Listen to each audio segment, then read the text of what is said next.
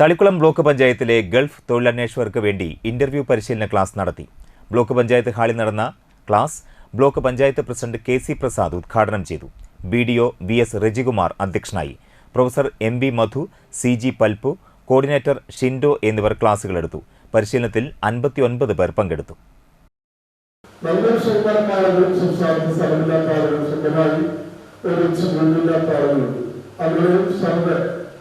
വളരെ കൃത്യമായിട്ട് സർക്കാർ വിൽക്കുകയും ചെയ്തു.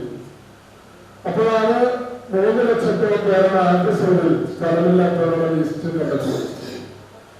പിന്നീടുള്ള സർവേയിൽ 4,13,000 പേർക്ക് സ്ഥലമില്ല എന്ന് കണ്ടെത്തി.